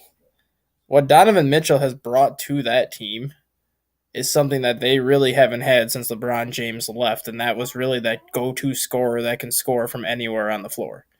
You look at what else they have on that team. They have Jared Allen. They have Evan Mobley, 2 7-footers. One plays the 4, one plays the 5. Both are 24 years old or younger, so they can build their franchise around them. They still have Darius Garland, who is an up-and-coming guard. You still have Kevin Love, who, yes, he's 36, 37, but he's playing the best basketball he's played in probably 5 or 6 years. You have C.D. Osman, who's a great player off the bench. I mean, Cleveland is such a deep team. If they would have been able to keep Lauri Markkanen, who's actually having a hell of a year right now in Utah, he was part of that trade that brought Donovan Mitchell to Cleveland. But if Lauri Markkanen was still on this team, I think Cleveland would be the second best team in the Eastern Conference behind Boston. Yeah, and like you said, they do have a deep team and stuff like that. They still got a good point guard in Rubio. But I think he comes off the bench now. Yeah, because Garland, I believe, starts and then Rubio comes off the bench. So I mean, you got that. I mean, if you look at some of the points, you got Donovan Mitchell at 27.9. Garland comes in at 21.8. Then you got Mobley at 15.2. Then you got Allen at 14.0. And then you got LeVert at 12.4. And then you got your bench plays. You got your Kevin Love is 8.5, averaging 20 minutes, which I think is kind of cool for him because he's 36 years old. So he gets that 20-minute, playing time, but he gives you that effective 20-minute playing time. So, I mean, that's something that you got to look at too. But what the difference is with the Cleveland Cavaliers is Donovan Mitchell plays that defensive side too. He plays the offensive side and the defensive side, which gives Cleveland another factor of a good defensive team. Yeah. So, I mean, if you look at this situation, and Cleveland's in a good situation right now, but I think Cleveland does need to go out and get one more player. A little bit of effective role player. I don't even know if they really need to get a role player. I think they just need to get a veteran. Because they have, I think, the second youngest roster in the NBA behind Orlando. I think they just need to get a veteran presence. Even if that veteran presence plays like 5 minutes per game off the bench or even gives you like 10 minutes per game off the bench, go get a guy like Thaddeus Young. Go get a guy that's just a veteran presence and is a great clubhouse guy because I think he would – a type of player like that, I think, would work wonders for the Cleveland and just for how young that team is. That too. I mean, so right now, if we look at what we see out of the East right now, which team is going to have the better run after the All-Star break? I'm still banking on Boston just because Boston has been pretty much the best team in the East start to finish this year. They were pretty much the best team in the East for going back to last January after they had their players only meeting and they showed you how good that team can be. I don't trust Doc Rivers, so I think Philadelphia is going to fade at some point. Unless Milwaukee gives Giannis any help. I mean, Giannis can carry them far, but unless they give him some help, I don't think they have a deep enough team to beat Boston this year. But one team that I think will go on a run is Brooklyn. And we saw where Brooklyn was sitting before Kevin Durant got hurt. And granted, Durant is hurt right now, but they're still 30-19 and only 5 games out of first. You get Kevin Durant back, that team's going to go on a run at some point. And they were my pick last year to make the NBA Finals just because I said if you have a healthy Kyrie, a healthy Durant, and at that point they had James Harden before they traded him, I'm like, what team can honestly compete when you have those 3 guys that can score close to 90 points just between the 3 of them? Kevin Durant single-handedly almost eliminated the Bucks the year before in the second round of the playoffs, only to have his foot land on the line for a 2 to force overtime as opposed for the 3 to win it. Brooklyn is still a very scary team, and now that they got guys like Seth Curry and Joe Harris back, who was hurt last year, and a lot of the pieces that were injured last year, they're a team that's going to make a run when Durant comes back. Yeah, because the missing force is Durant. I mean, you still got Kyrie Irving playing and stuff like that. Durant, when he comes back off injury, the question is, can they keep Kevin Durant healthy the rest of the season? I don't think they need to. I think you can just – I mean, yeah, he's got to stay healthy, but I think they can just monitor his minutes. Instead of playing him the 35 to 37 minutes that they're playing him right now, take him down to 30 to 32 minutes. Yes, his points per game might go down a little bit, but he'll still give you 24, 25 points instead of 30, which, yes, that's a 5-point difference, but Kyrie Irving can make up that 5 points. Joe Harris or Seth Curry can make up that 5 points with one more shot here or there, but they just want Durant to be 100% for the playoffs, and if he's 100% for the playoffs, he's going to give Brooklyn the best chance to take out the Celtics. Yeah, and Boston plays the Brooklyn Nets on February 1st at 7:30 p.m. So that's coming up in February. That's coming up here in a couple days. So we're gonna see that. I don't know if Durant will be back for that game. I don't think he's back until February 10th or 12th. I think is when he comes back. So they might gonna keep him out to the All-Star break. Yeah, I would too. I would keep him to. If I can stay where I'm at right now, I can keep Kevin Durant where he's at and get him more healthier than trying to bring him back before the All-Star break. Have him ready for the stretch run. I agree with that too, on that. But I think if you look at Boston's also got to stay healthy too. They got to keep Brown healthy. I think Brown got injured last year and that they fell apart. Yeah. So I mean, they got to keep him healthier, too. Now the question is, Zion Williams with New Orleans. That dude hasn't played so many games, even though that he's gonna make the All-Star starting team. I don't know if he's gonna play in that game. We know when he's there, he's great. When he's not there, he gets injured all the time, basically. Mm-hmm. Is he gonna be one of those players that's gonna be great and then get injured and then fall off again and don't know how long he's gonna be out again? But the dude hasn't played a whole season yet. It's so tough when you talk about Zion just because athletically he might be the most gifted athletic player the NBA has ever seen. And this is comparing him to Michael Jordan. This is comparing him to LeBron and all these people. To be as big as he is and to be as athletic as he is one of the most gifted players gifted athletically players that's ever been in the NBA. But he does need to change the way he plays. The amount of force that his knees and his ankles and his feet take every time he jumps, every time he dunks, and every time he lands, he's not going to make it more than 10 years in this league because his legs are going to be shot. And it's okay for him to play that way right now because his body's still young enough to do that. But within the next couple of years, he needs to develop a jump shot. He needs to figure out a new way to play to take some of that pressure off of his knees. Otherwise, he's going to be done within 8 years. Because I know back when I was playing football and all that in high school and stuff, like I was a big guy. I was about 275 pounds. My doctor came to me and said, if you want to keep playing football and all this stuff, you need to lose a little bit of weight, take it off your knees and stuff like that, or you're not going to be able to make it so far.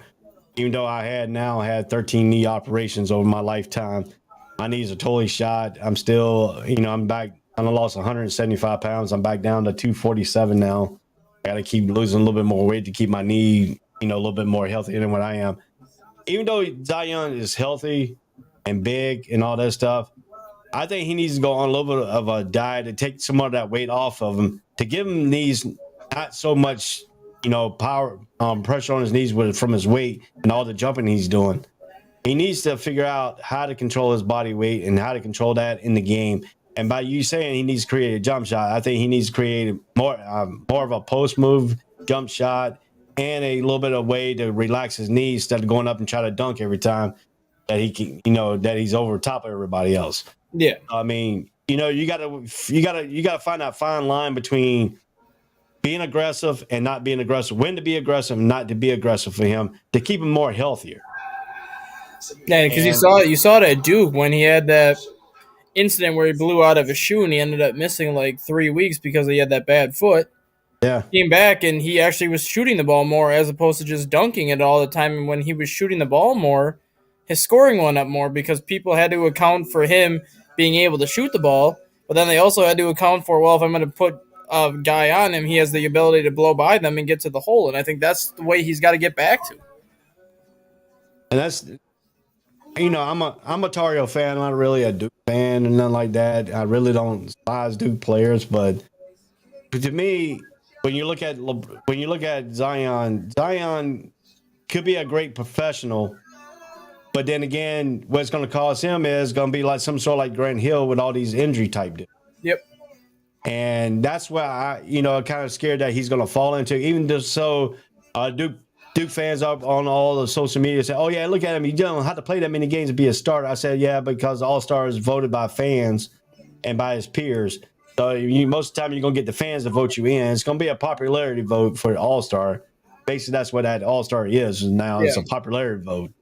But if you look at Zion hasn't played, but he's missed like 30 games so far, I think, this year. He's missed 30 games this year, and he's missed more games than he's played since he's been drafted. Yeah, so I mean, he hasn't really played a full season. I think the three he's been in the league for 3 years. I think 3 years equals up almost a whole one season he's played. About that, yeah. I think he's played like 114 games in 3 years, so just over a full season. And the guy, I mean, when he's played, he's averaging, 24, 8, and 5. So, I mean, the guy puts up great numbers. He shoots 60% from the field when he plays. But that's the thing. It's when he plays.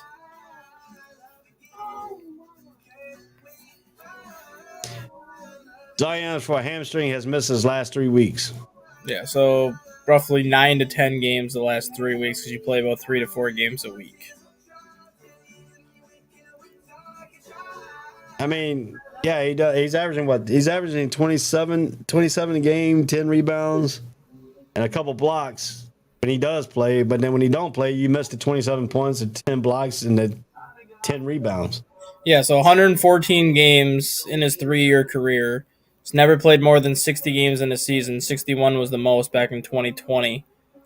And he's averaged 25.8 points per game, 7 rebounds, 4 assists, and like 3 blocks pretty much. So, I mean, when the guy's out there, he's producing. It's just a matter of how long are you going to have him. So if I was in New Orleans, I'll start him off with the season, see where I'm at, and then I'll take him and give him a break so he won't get injured so I can bring him back for like 3 or 4 weeks and then set him for another couple weeks and play him that way until he gets his health healthy. Or you need to set him down and say, hey, look, dude, we know how good you are, but you gotta trim your weight down a little bit. You gotta get a little bit more down to where your knees are not being effective, where your hamstring is not being pulled in every which direction, your ankle's not being hurt.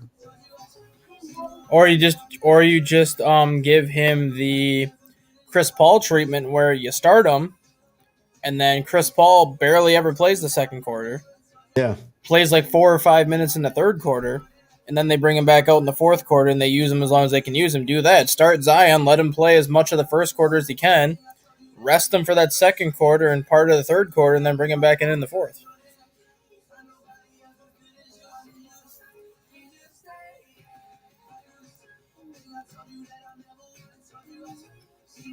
it's just amazing that this guy's got so much talent and he can't put his talent to use because every time he gets out there, he's at risk of injury. And I know a lot of people want to compare him to Greg Oden, and I get the comparison because of the whole injury history and everything. But he is a much better player than Greg Oden was.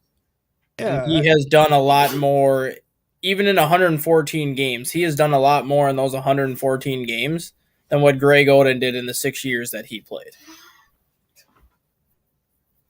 I mean, it's not really. I mean, it could be really his fault, but not really.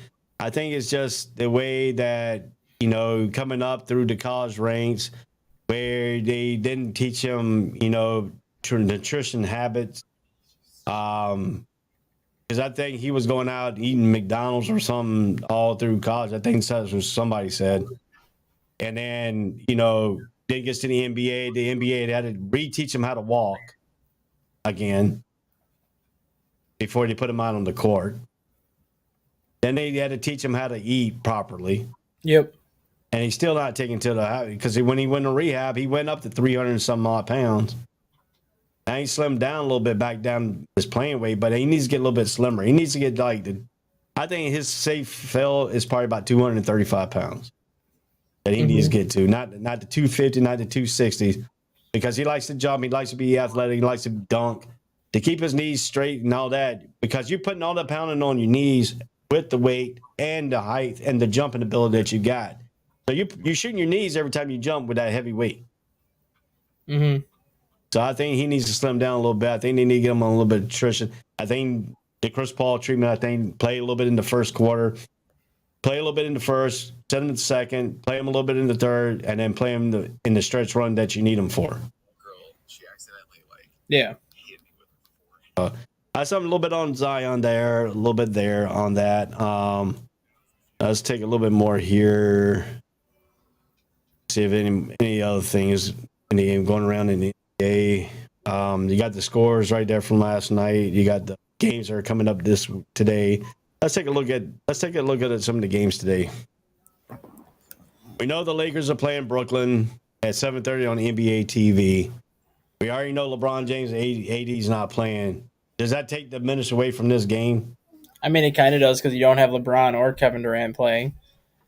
But you still have Kyrie, who LeBron wanted, so you still have that aspect into it. You still have Anthony Davis if he's healthy. You still have Ben Simmons. So, I mean, they're still players, but without LeBron or without Kevin Durant, a lot of the mystique from that game does kind of go out the window, especially in terms of viewership from non-Laker and non-Brooklyn fans.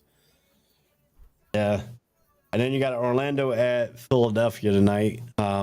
Isaac's finally back after a 3-year hiatus of injuries. They finally got back, so he's back for New Orleans. Does that give New Orleans a little? Orlando? Does that give Orlando a little bit of more lift now to try to compete a little bit more? I mean, it does and it doesn't. Orlando's such a hard team for me to understand because you look at their record. I think they're 13-36, 13-37, whatever they are. They're 19-31. Yeah, 19-31. They had 4 or 5 games over the last month where they had at least a 5-point lead with less than 2 minutes to go, and they couldn't finish that game out because they are the youngest team in the NBA. They're still a team that's figuring out how to win games. You turn 5 of those games around, that team is the number 10 seed in the Eastern Conference. So they're not that far off from being a playoff caliber team in the East. I mean, I don't know what that really tells you when you're still under 500, but the team is a lot closer to being a playoff team than what I think people realize.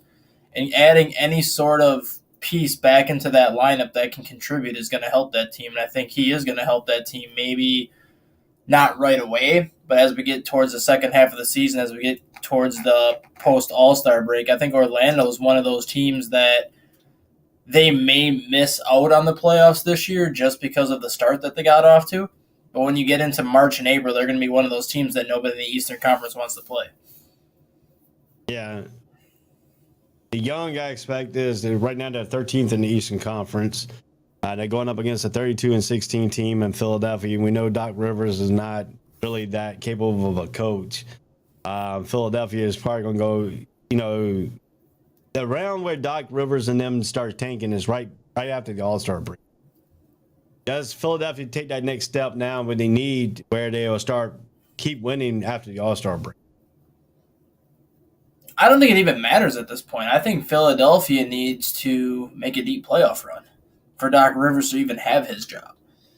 Because getting to the playoffs is one thing, but doing the same stupid crap over and over again and losing the way you lose and having the second half meltdowns the way that you typically have your second half meltdowns, at some point Philadelphia ownership has to look at this and be like, Doc, we've given you James Harden, we've given you Ben Simmons before he left, we've given you Joel Embiid, we've given you Maxey, we've given you all these players who are all-star caliber players. Now it's on you to figure out how to get these guys to win. It's not on them. And if you can't do it, somebody else is going to come here and somebody else is going to have to get the job done. And I still disagree with them firing Brant Brown when they fired him. That guy had to sit through 5 or 6 years of absolute futility because of the way that Philadelphia organization was. There's a reason why he had to tell the fans to trust the process, because he had to trust the process himself because of the lack of talent that he had when he took over. He single-handedly built that team from scratch, made them legitimate threats in the Eastern Conference, and then just because they weren't able to get by the Bucks, or just because they weren't able to get by LeBron James or some of these other teams, they told Brant Brown that they no longer wanted his services and brought in a guy like Doc Rivers. In my opinion, Philadelphia would still be in a better position now if Brown was still the coach.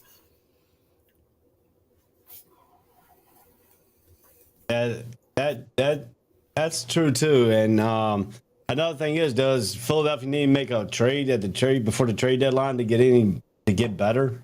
They do, but I don't know where they can make that trade, and I don't know who they would have to give up to make that trade. Obviously, James Harden and Joel Embiid are going to be safe because they're the top 2 scorers on that team. Tyrese Maxey's proven to be a legitimate point guard in this league, and he's most likely going to be safe, but I'm pretty sure that if Philadelphia wants to make a trade, teams are going to try to get Tyrese Maxey. You have a guy like Tobias Harris who has taken a few steps back the last couple of years just because of Harden coming in and some of these other guys coming in that have taken some of the scoring away from Tobias Harris, but Harris has proven he can be a 19 to 20 point scorer when given enough shots. There's probably going to be teams that are looking to acquire him if Philadelphia wants to make a trade. So the question is, what does Philadelphia want to trade for? Do they want to trade for more bench scoring? Do they want to trade for another scorer in the starting lineup to pair with Embiid and Harden? And once they do figure out what they want to trade for, what are they going to have to give up to make that trade happen? Yeah, that's something too. Trying to look at some of the history, what they trying to look for a trade deadline, but they really haven't put any much news out there for the 76ers in the trade deadline. They did mention Wendell Carter at one time for Orlando. I don't think Orlando's getting rid of Wendell Carter Jr. I don't think Orlando's getting ready to trade him yet. I think a lot of that has to do with how this team responds the second half of the year now that they got Isaac back, and how this team does the rest of the year heading into next year. Because since he got traded to Orlando, Wendell Carter Jr. has actually played very well. The numbers don't always show it, but he's a lot more consistent now than when he was with Chicago, and the scoring is up, the rebounding is up, and he's actually looking like a top 15 draft pick at this point. Maybe not a top 10 pick like he was, but at least he's looking like a player that Orlando can build their team around for a couple of years. Yeah. And then right now they say that the 76ers got James Harden, Joel Embiid, and Tyrese Maxey are their top trio that they're going to keep. And then they put fillers out for everybody else on the team. Yeah, but that makes sense, obviously, because those 3 are kind of their leaders in terms of everything they do. But if you want to get something, you're going to have to give something away. And if you want to make your team better and somebody wants to take Maxey off your plate, you're going to have to consider that. Otherwise, you're going to just be consistently putting yourself in the same situation that you are now, where you're a great regular season team that's going to finish in the top 3 of the Eastern Conference every single year, but you're going to be a first or a second round playoff exit after that, just because you don't have the assets you need to beat some of these other teams. And then the 76ers could be in play for the Knicks trade feature of Cam Reddish.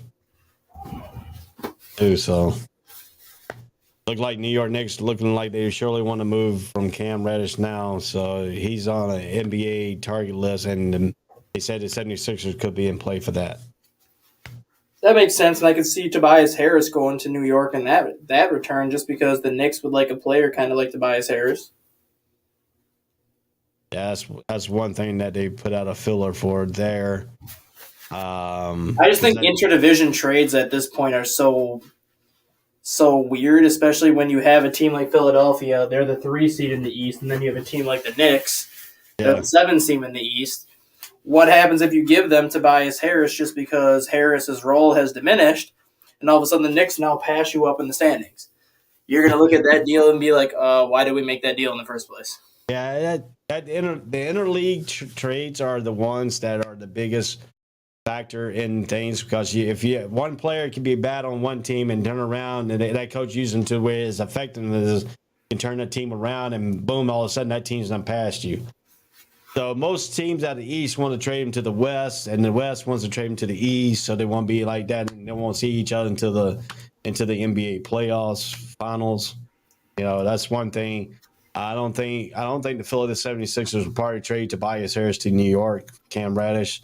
I think that would be too intriguing, because Tobias Harris is a good player if he gets on the right team that knows how to utilize his talent correctly. And the Sixers were using his talent correctly until they got James Harden. And once they got James Harden, it's like, well, now we have 2 guys that can score 25, 30 points a game. Your talents have now become kind of expendable because you're not going to be a 25 to 30 point scorer. Yeah. So, I mean, that's one thing about when you get James Harden, because other players get effective with James Harden come in, because James Harden can do some of the things that Tobias Harris can do and a little bit better. Yeah. So that means Tobias Harris will have to take a back seat to Harden more, and then you see there. So I just want, in my opinion, if there is going to be a trade to happen, I want the Chicago Bulls to trade whatever they need to trade to the New York Knicks to get Derrick Rose. Derrick Rose needs to come back to Chicago. Derrick Rose needs to come back home, even if it is only for a year. And if Lonzo Ball really is out for the rest of this year, Derrick Rose can be that point guard that Chicago doesn't have right now. And then Robert Leader said, I will be a water boy for $60 million. I think we all would be. You give me $60 million to hold a water for somebody, I'll go do it. You give me $60 million to wipe somebody's sweat off their forehead, I will do it. Yeah. So, I mean, a lot of people do a lot of things for $60 million in their bank account, but, you know, NBA players get paid that much. We sit here talk about it. We struggling, but, you know, we still talk about sports because we like sports and stuff like that. So, before we wrap it up here, we got one more thing here. We talk about the Chicago Bulls and stuff like that. What does the Hornets need to do? Because they were in the playoff contentions, and now this year, I guess when Bridges got caught in with his troubles and stuff like that, and they didn't get him, that was one key cog of the Hornets. Now the Hornets are on a demise, going back down. Is it the projection that the Ball family might be deciding he might be leaving Charlotte when his contract is up? I don't think so. I think this is honestly a situation where Charlotte gets a free pass to struggle. You look at what happened to Bridges, and that already was a significant blow to the team as it was. And then not having LaMelo Ball the first month and a half of the season, you knew Charlotte was going to be struggling right off the bat. So I think they get a free pass this year to maybe struggle and then get a good pick in the draft next year and add to that roster, because they were a decent team last year. And a lot of people had them taking that next step this year. And I think if Ball would have been healthy from the start, and if Bridges would have just been a smart individual and not do stupid shit, that Charlotte would be a top 5 or 6 team in the Eastern Conference right now. Yeah, I mean, right now they're 15-36. They're 21 games behind. They're 10 games behind the last the playing game. Yeah. And right now, they did beat the Miami Heat last night. So But I mean, if you look at this Hornet team, would you say Melo came back, drained his shot against Miami Heat, so he's back in the lineup. But still, you're missing that one key cogs of Miles Bridges, who helped him out to get him into that playoff game, playing game last year. And this was supposed to be the year they took the next step up. But now they're taking a step back because of Melo Ball has been injured. Terry Rozier's been playing good. PJ Washington's been playing good. So, I mean, and then Gordon Hayward. Does Charlotte make a run after the All-Star break since they get Melo back? They got Melo back and they're getting all these players healthier again? I think they're too far out of it to make a run. I mean, 10 games out of that final playoff spot. If let's just go to 30 games left in the season, if they're still 10 games out with 30 games left in the season, they practically have to go 25-5 those final 30 games and hope that team that is 10 games ahead of them goes basically 7-18, 7-23 at that point. So even if they get on fire and make like a run in terms of winning a lot of games, they're going to need all the other teams ahead of them to go into like season worst slumps, and I just think that's too much for them to overcome. Yeah, they're on a 2-game winning streak right now. They beat Chicago on January 26th, and they beat the Miami Heat on the 29th. They got Milwaukee tomorrow night. Then they got Chicago on February 2nd in Chicago. They're on a 3-game road trip, start with Milwaukee, Chicago, Detroit. They go home to play Orlando, back on the road against Washington and Boston. Then they're back home for the next 3 against Denver, Atlanta, and San Antonio. So that's going to be a tough order right there. Yeah. Through the month of February. And I said this last year, too, when it came to I'm trying to think of what team I said it for last year, where I put the Hornets in the same situation this year where they kind of have that free pass to struggle. It may have been a team in the NFL where anytime you lose a key piece like LaMelo Ball for 2 months, anytime you lose another key piece like Miles Bridges, who helped your team make the playoffs last year, you're pretty much given a free pass to struggle the next year, knowing that 2 of your best players are going to be out for significant time. So no one's going to hold it against you if you come out of the gates flat, because no one expected the injury to happen to Ball. No one expected the off-the-court issues to happen to Bridges. And that's kind of the situation the Hornets are in right now. If they really wanted to tank the rest of the way and try to get that number 1 pick, no one's going to hold that against them, because if you get the number 1 pick and you add a significant rookie to that lineup, you come into next season with a healthy LaMelo Ball, that number 1 pick, Gordon Hayward, and potentially Bridges back, depending on what all happens with him. That roster looks like a much better roster next year when that season starts. True. That is true. Well, man, it's been good here to have you on the show today. It's been really good getting the morning show back on track here. We'll be back tomorrow all the way through Friday, Monday through Friday show at 10 a.m. Eastern time on the All Sports All Plays Network. You can find us on all our social media and Roku TV. I'm Ray. That's Stat Boy. Thanks for joining me. Hopefully you'll be on tomorrow. If you're not, then we'll get another guy on here. So just keep with us. We're getting this show back up and running. So everybody have a great day. Enjoy the rest of your day, man. You too. All right. See you later. All sports, all plays. All sports, all plays. All sports, all plays. 365, we making a plays. You talking the game, get you to the days. We're high in the court, the dime in the lane. Variety, topics, living the same. All presentation, sports information. In the airways, taking the nation. All sport, all plays, like working your faces. Grace at the field, so tie the laces. All sports, all plays.